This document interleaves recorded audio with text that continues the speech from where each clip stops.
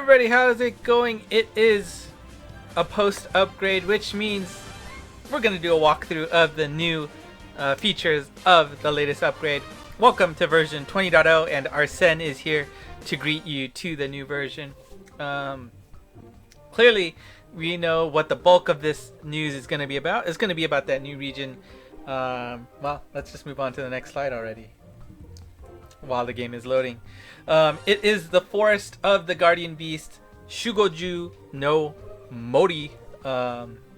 Now, what this is basically you are unlocking guardians, the守護獣, guardian beasts, I guess, to help you out in the game, and they will allow you to use one of their special abilities. We'll go into details what those are, but they will definitely help you out.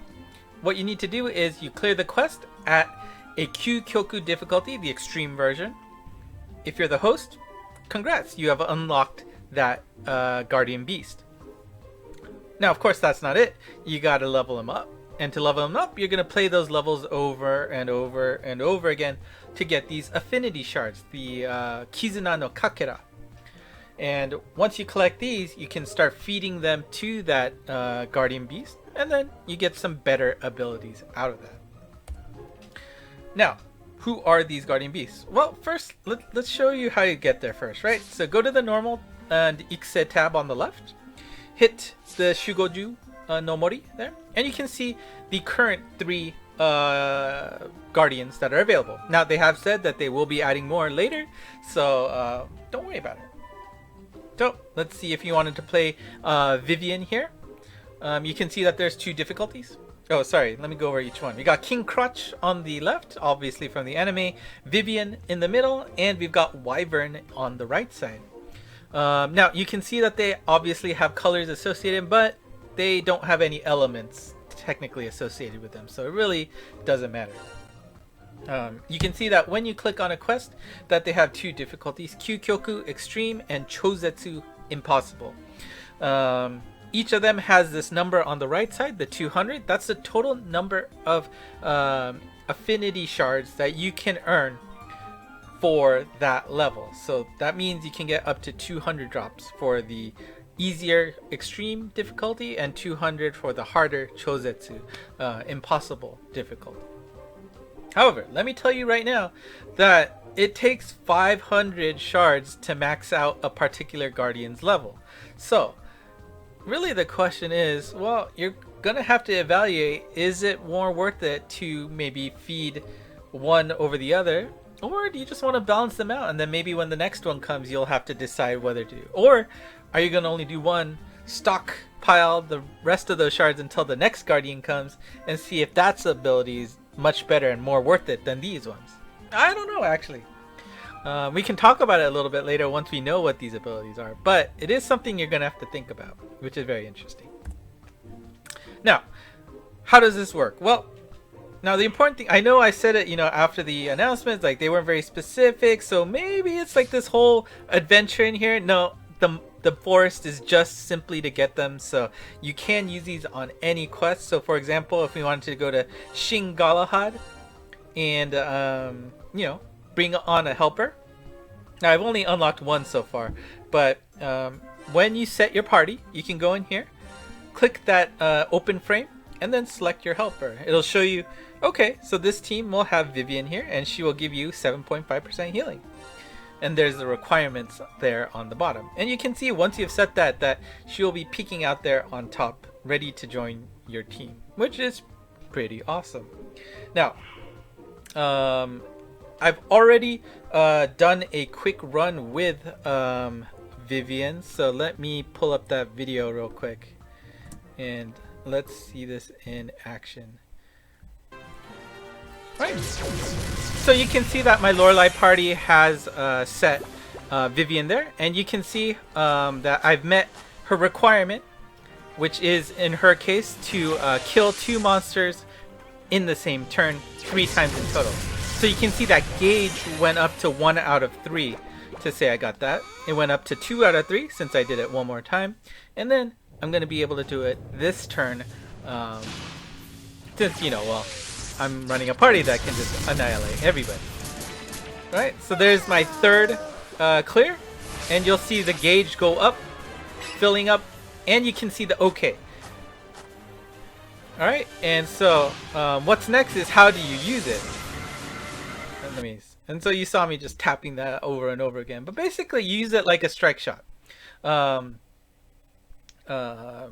Obviously, you cannot use it until you meet the requirements, which I did. I did 3 occurrences of killing 2 monsters at the same turn. And you just click Vivian there to say, all right, I'm going to use her ability.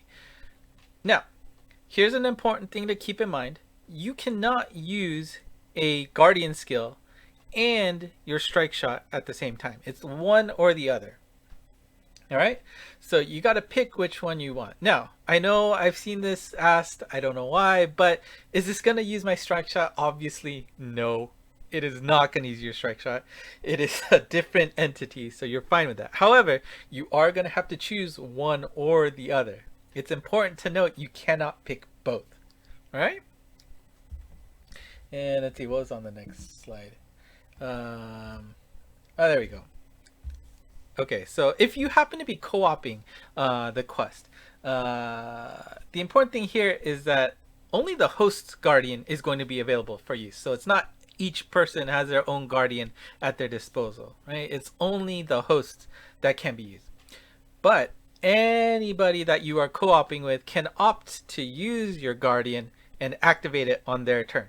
So hopefully you don't have any dum-dums on your team that are going to misuse the guardian. Especially if you can't read Japanese, please make sure you understand what each of these guardians do, because you don't want to screw it up for everybody, right? All right, now there's just a little bit here left on the video, but I do want to make sure to show what happens, right? You use it, the ability activates, and you are able to move like usual, right? It does not skip your slinging turn. You're still able to move around. Everything else is just like as if you use a strike shot, except it's the sailor ability, right? Now also note that once you use it, it's just used. You cannot like re-achieve the requirement and keep using it over and over again. No, it's a one-time use for that game. All right, so yes, let me get my in-game music up, hide the video, and all right, so now of course the question is, who are these guardians? Let's better know these guardians and get a closer look at them. So let's start with the wyvern here. Oh, that's cool. I didn't even know that they had a banner. Alright, so wyvern here. His ability is that he can poison all enemies on screen for 3 turns, which does X damage each turn. Now, I put X here because that value will scale based on the level that your guardian is at. Again, you increase your level by feeding those Kizuna no Kakera stones to it. We'll go over the values at the end when everything is together. Now, of course, this is important just because, again, somebody probably asked and they needed to clarify. Obviously, you cannot poison drone and shield, so that's just business as usual. But any standard enemies that could be poisoned will be poisoned and will take 3 turns worth of poison damage. Now, the requirement to unlock wyvern here is you need to do 1 million damage in a single turn 3 times in the game. Not hard this time in this day and age, right? You get a powerful single monster, you're probably set. So very, very easy requirement to activate wyvern. Next, you saw Vivian in action earlier. What she does is she heals the team for X%. Again, that scales based on your level. And the requirement she has is to kill 2 or more enemies on the same turn 3 times in total. And last but not least, we've got King Crutch here from the enemy, and his ability is to deal X damage to the boss. Now this is important. The damage is to the boss, so make sure you wait until the boss is actually on the screen. So keep that in mind. Now, the requirement here is that you need to get a perfect, and if you don't know what a perfect is you need to kill all the enemies on screen on your first sling. You only need to do this once, but once you do that, you have unlocked King Crotch's ability. Alright, so like I was saying, each of these guardians has a X value that scales based on their affinity shard level, right? Or their level, right? So here's how it looks. Now, if you want to know how to feed your monsters, or sorry, your guardians, oof, that was could be insulting there. So you see that there is a new menu item here. That third item there with King Crotch is your menu item to increase your affinity. Now, of course, if you have not unlocked a monster, you're not going to see anything here yet. Obviously, I have only cleared Vivian, so you can only see her. But that doesn't change anything. You can see the values here on the right on this chart. And basically, it's going to cost more and more shards to go up to the next level. And you can actually see how the levels will affect the performance of these monsters. So you can see that Vivian, to start, you can use her. You will heal 7.5% by using her ability. Spend 15 shards, you go up to level 2. That goes up to 10%. Spending 30 or 20 more gets you to level 3 at 12.5. 30 gets you 15%. Another 40, 17.5. Then 20%, 24%, 28%, 34%, and 50% if you can get up to level 10. Now again, level 10 takes 500 of these shards to get there. And again, you can only collect 400 per stage. So you will be short. It's an interesting proposal, but something you might want to look at. Now, the other monsters, King Crotch, remember he does direct damage to the boss. You can see it starts at a measly about 2000k, but explodes to almost 2.4 million once you get up to level 10. So you can see that, you know, the growth is quite impressive. And well, I mean, that much damage, I mean, in a super difficult quest, I don't know, that might not make that much of a dent, right? Like any of those crazy modifiers with weak points or mines, obviously 2.4 million is nothing. But any quest that you just need to start flying through, maybe nice. Now, of course, Vivian, I think, is probably your most generically useful skill, like being able to heal 50% of your HP at will. I think, you know, when you are in that situation, it is better than any other strike shot in the game, right? Because you are about to die without that healing. I think that is a very useful one. However, is this going to make or break a super difficult quest? I don't know. Obviously, you can get into a pinch much more easily in difficult quests, but game changer? I don't know. But personally, I will probably level 10 Vivi. That's just me. The last one is Wyvern, and he has that poison ability. For 3 turns, it will do this much damage to everybody on the screen. You can see it starts out with a measly 10k. Of course, level 5, you get up to 130k, which is more than any other bump combo in the game. But if you get up to level 10, that is 500,000 damage per turn. That's 1.5 million damage in total. That is actually quite significant. This could actually make a difference on, just clearing out mobs that have that are annoying, right? And even if they have some kind of shielding thing, if their HP is low to begin with, then this poison will wipe them out. So this actually might make a difference. I'm not so sure, but it's an interesting thing to think about. And of course, that means some monsters need a poison helper, but even with that thought, you only get to do this once per game, so it's not really a solution to that problem. I saw that being floated around. It's a thing, but you're probably not going to be relying on that. Well, you can't. So anyways, now the important thing here is that this quest, it does drop the shards, but it only drops them one at a time, and none of it I mean, it is luck based, so you have to bring max luck monsters, hope you get the shards, and then keep doing it over and over and over and over and over again. So it's gonna be a slow grind to get all of the difficulties, and I've only done one stage so far, so I don't know how much of a pain those impossible Chozetsu levels are, but we'll see. Hopefully it's fun. Alright, so that's that. Again, if you have any questions about this area, let me know. It is a new thing, and I haven't really gotten a full taste of it quite yet, but questions are open, so let me know. But alright, there's other updates besides that new area, so let's go through them real quick. Obviously, we've got these new kiddos. It's surprising that they haven't existed yet, but if you hit these guys, defense up. Great. Just like, you know, the sword guys or the boots. So that's cool. Oh, this one's nice. The historical Battlegrounds area, where you can play past quests with old preset teams, is now free to play. They will cost 0 stamina.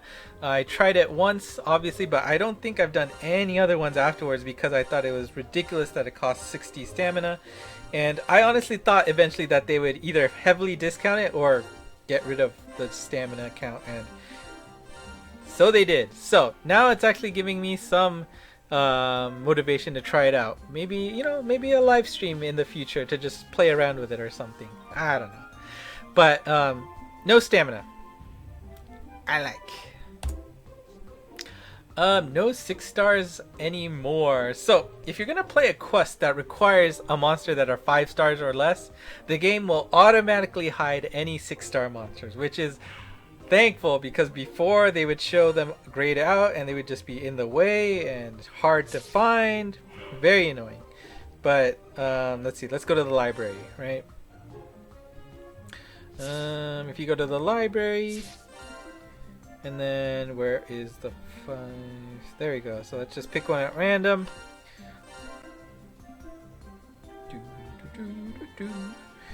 And alright, so you need to pick your team, and normally you'd see this wave of grayed out photos here because they were including the 6 stars. You can see these are all 5-star or less monsters now. Oh my god, this is so awesome. So thank God they finally did this. This was a pain in the butt to do. Quality of life updates, so good.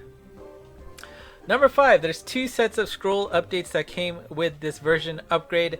You can skip the animation when you give a monster a Ableberry slot, a super level scroll, or a super type scroll, right? So any of these guys in the middle here. And how you can cut them, you go to the question mark, scroll down to the option that is going to be under the orange yellow menu item, and scroll down on the leftmost tab to the bottom where you will see this option here. Right now it's set to not cut the animation. You want to cut the animation to make it go faster, unless you like the little pop-ups, but you hit on and it will no longer show up.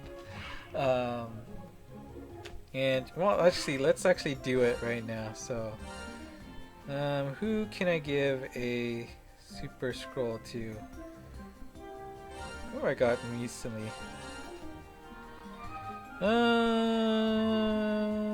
You know what? Hinata is fine. Right, and bam! The animation skipped, right? Before we I'll make sure to level up later when it's the weekend or something. But great. I mean, saves you time, and at least, you know, if you watch Touch Academy like I do, they can finally, you know, maybe use more at once since the animation isn't gonna cut into their time. The other update is when you're actually giving monster these scrolls, if you have already given them a scroll, they will actually still be here now. Before, they would just be disappeared from the list, and you know, maybe you're expecting, oh, where is it? The ordering is weird. I don't know, but you can see that they are actually still there now, right? You can see Hinata there. I gave it to her, she's still there. I've given it to obviously Levi before, he's still here. So I guess it's just to help, get a sense of ordering, and then, when it's taking them out, it kind of messes with you a little bit. So makes it a little more obvious, I think. So cool. This applies to both all of the Ableberry scroll, super level scroll, or the super type scroll. All right. Number 6. Obviously, I can't show this because I have a boatload of materials. But if you happen, typo. Let's fix that. If you happen to be low on materials, a red exclamation mark will show up next to those materials, and it will kindly show you the quest to go to collect some of those materials. So, right, this person happens to be short on, it looks like Divine Charles. So when you click the exclamation mark, it'll say, oh, hey, you need some Divine Charles? Go ahead and run this quest here. That orange button on top will take you to that quest, so you can start farming for them. Now, you could also use the luck exchange. That's what the second menu item is for. However, for those of you, especially for those of you who are just starting, this might be a good helper to know where to go to start collecting these. Oops. Okay, there you go. Last thing is there's some known bugs. Some Android and iPad devices have some display issues on the bottom area of the screen when you're playing in a game. I'm not actually sure what it is. Of course, it is a rare situation, but if that happens to bother you, well, we'll go over the fixes later. The second thing is that your monster box or your monsterpedia may lose the colored aura effect when you're looking at a monster. I don't know if you've noticed this, but when you open up a monster, well, obviously it's not here. There's like this flamey aura because it's a fire, or if it's a green, it's like this, fuzzy, leafy thing, I think. But obviously, there's something up with that. Okay, that's fine. And the last thing is, occasionally when you're in a rare situation, not occasionally, in a rare situation, when you're setting up a team and you're checking the the user's monster's usage ranking, under rare situations it may not actually show up properly. If any of these happen to you, they said you can try to restart your game to fix it, but if it still doesn't get fixed, well, wait until the next update. So you have to wait until that if it really bothers you. But I mean, thankfully these don't seem that big. They're just visual stuff that are a bit annoying. Okay, maybe seeing the user monsters ranking is kind of big, but well, that comes with the big upgrades. But surprise, no like real big UI overhaul. Obviously the in-game UI changed a little bit since they had to add the helper icon there, so the HP bar is a little bit shorter, and the speed clear box is a little bit shorter, which is a little bit jarring, right? Like, let's see if I can, yeah, right, like, I mean, it's interesting, right? It's just a little bit all different now, and I don't know if I like the fact that the buttons on the bottom right is overlapping that horizontal. Anyways, so I mean, overall, obviously the big change here is the new area, and it's not something you're gonna finish overnight. It's something that you're gonna spend a lot of time on, because you're only getting them, drops with, single drops, and you're at the mercy of luck on whether or not you get those shards. So we'll see. I doubt there's gonna be any bonus associated with Monster Strike Day. Who knows if a lucky result will, give you just all shards, but I mean, just slow and steady, right? I guess. Anyways, I got a bunch of stuff to pull on my gachas, so check for that video soon. And let's wrap it up. So if you have any questions for the upgrade, let me know in the comments below. Actually, let's zoom in there. There you go. Slightly bigger self. Uh-oh. There you go.